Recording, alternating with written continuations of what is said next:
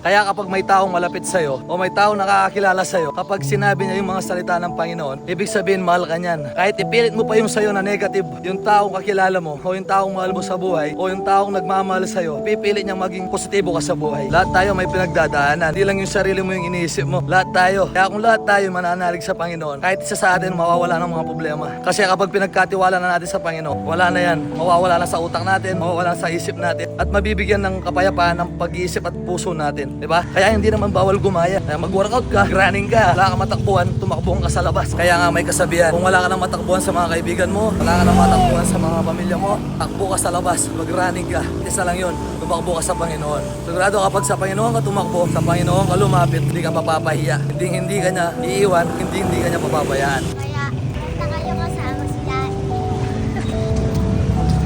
Kaya alam mo, napakagandang vision ng workout, exercise, jogging, or pag-gym. Kaya sadyan sa inaatupag mo, nakaupo ko lang, nagsusugal ka, ano man ang ginagawa mo sa loob ng bahay, lumabas ka dyan para mawala yung negative na pag-iisip mo. Hindi puro higa, puro upo. Kailangan mo rin i-workout yung sarili mo para magpawisan ka at makaisip ka ng maganda. Ba? Ako madalas dumadanas din ako ng problema, nakakaisip din naman ako ng mga negatibo. Pero mas madalas ako nagpapasalamat at tumalapit sa Panginoon. Lahat tayo pinagdadaanan natin yan. Lalo na siyempre marami tayong binabayaran, mga bills. Ako palagay nyo, ang dami nagsasabi sa akin, marami na akong pera, mayaman na ako. Dahil nga may pangalan na ako sa social media, sabihin na natin sikat lang sa pangalan. Pero sa totoong buhay, ito, ganyan lang. Masaya lang ako sa ginagawa ko at umaasa ako sa trabaho ko. Kaya ako, hindi ako umaasa sa vlog, hindi ako umaasa sa mga views. Basta labas ko lang yung gusto ko, nagawa ko lang yung gusto ko, naipakita ko lang sa inyo. Okay na yun. Kaya siguro palagi ako masaya kahit may pangangailangan din ako, kahit maraming binabayaran o maraming pinagdadaanan, lagi ako nagpapasalamat sa Panginoon. Isa lang naman ang palagi kong kasama. Kaya sa si Abe ako. Pare, Abe ako.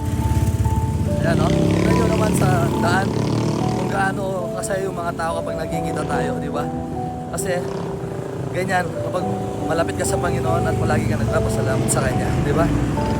Kaya huwag nyo isipin yung problema, mag-running kayo, mag-workout kayo. Kaso ngayon, naglalakad ako dahil pagod na ako. Kaya yun lang ang masasabi ko, napagod na tayo sa kakatakbo. At least, positive and productive na naman yung araw natin ito. Kahit matulog tayo, diretso yung tulog natin, magigising tayo mamaya, trabaho na naman. Laban lang at maniwala lang sa Panginoon, lumapit at magpasalamat lang sa Kanya. Kaya ingat po kayo palagi, God bless. Babsoy. Ikaw ang tunay